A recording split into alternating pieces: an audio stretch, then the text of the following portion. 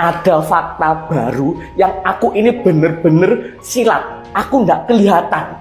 Dan setelah aku baca-baca lagi, ini faktanya ini bener-bener aneh teman-teman. Oke ya, kita ngelihat dari barang bukti. Kalau barang bukti 1, 2, 3 karena bukan di tubuh manusia, maka itu bukan kompetensiku. Aku nggak akan mencawe-cawe itu. Yang aku cawe-cawe adalah barang bukti 4 yang merupakan cairan lambung. Barang bukti kelima yang merupakan lambungnya. Barang bukti keenam empedu dan hati. Dan barang bukti ketujuh yaitu urin. Kamu lihat nih teman-teman ya, barang bukti urin, empedu, hati, dinding lambung, semua ada kafeinnya. Lalu bagaimana mungkin orang yang minum kopi, di mana di urin, empedu, hati, lambungnya ada kafein, tapi di cairan lambungnya nggak ada kafein? Ini kan aneh nih ya, ini aneh ini. Terus kamu lihat lagi nih ya, di barang bukti urin, empedu, hati, dan lambungnya ada natrium. Ya, sedangkan di cairan lambungnya nggak ada natrium. Padahal teman-teman yang perlu kalian ketahui ya, dalam cairan lambung itu ada 3 senyawa. Ya, 3 senyawa terbanyak ini adalah HCl, KCl, dan NaCl. Lalu di mana natriumnya? Kok nggak ada di cairan lambung ini, kok nggak ada natriumnya? Kemudian ini yang aneh lagi adalah di dalam cairan lambung dia berubah menjadi pH-nya hampir normal. Padahal cairan lambung itu harusnya pH-nya antara 1 sampai 3,5. Ini bisa 6. Apakah ini memang bukan cairan lambung ya? Kok seolah-olah seperti ada basa kuat, sehingga cairan lambung yang terkena basa kuat yang notabene adalah cyanida, akhirnya cairan lambungnya berubah menjadi netral. Apakah ini suatu skenario? Ya. Terus kamu lihat ini, kesesuaiannya dengan barang bukti kelima. Barang bukti kelima itu adalah lambung, di mana pH dinding lambung ya itu 7. Dan kamu lihat di sini, pH dinding lambungnya 5,5. Ini membenarkan pernyataan dari Dr. Jaya ya, bahwa terdapat sel imun kronis. Berarti asam lambungnya sangat kuat, sehingga lambung yang pH-nya 7 menurun menjadi ke arah asam, menjadi 5,5. Jadi teman-teman, ini jadi fakta baru ya, fakta baru. Jadi kalau teman-teman punya kenalan si Bang Oto atau pengacara-pengacara yang mau mendampingi Jessica, tolong di-tag ini ya. Tolong ini di-tag biar bisa menjadi bahan acuan para pengacara-pengacara tersebut. Kedua belah pihak merasakan adanya tekanan, dan aku melihat di sini juga sudah dimulainya karma bagi siapapun dia ya.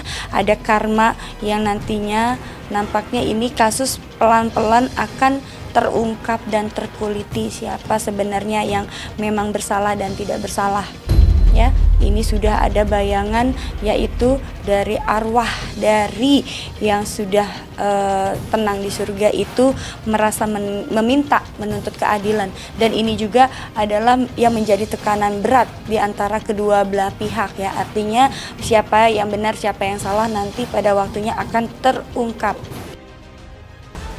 Kalau Jessica itu bukan pembunuhnya, ya saya tidak membahas di luar dari kapasitas saya karena itu bukan ranah saya. Tapi yang jelas apapun itu hasilnya harus melewati rangkaian sesuai aturan hukum yang berlaku. Gitu ya, sah-sah aja, itu kan anggapan banyak orang.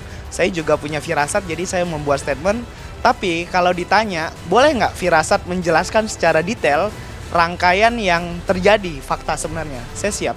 Saya siap untuk menerima tantangan debat. Kalau seandainya ada sidang ulang, saya siap jadi saksi ahli, tapi ahli firasat.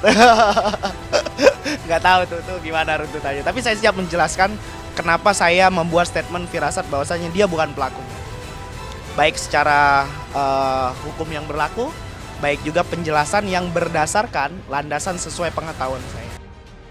Terpidana kasus kematian Mirna Salihin, Jessica Wongso, makin dibela banyak masyarakat. Netizen beramai-ramai mengunggah bukti-bukti yang dinilai janggal dan sudah direkayasa. Mulai dari dokter, hingga peramal ikut membongkar habis-habisan kebobrokan yang ada di dalam kasus Jessica. Banyak masyarakat yang meyakini bahwa Jessica Wongso bukanlah pembunuh dan hanya korban yang sengaja dijadikan tumbal dalam kematian Mirna.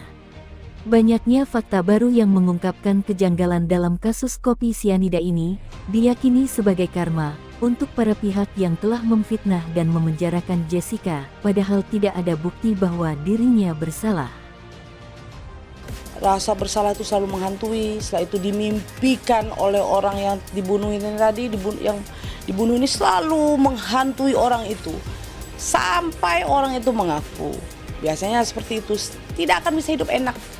Orang yang pernah membunuh, setelah itu dihantuinya tuh sangat luar biasa oleh orang yang dibunuh ini. Biasanya seperti itu. Jadi jawaban saya, karena banyak kejadian ya, yang saya pernah juga obatin orang, yang dia itu rasa bersalahnya bukan main.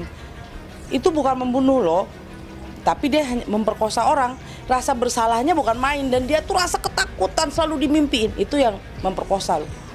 Hampir orang itu stres. Apalagi orang membunuh.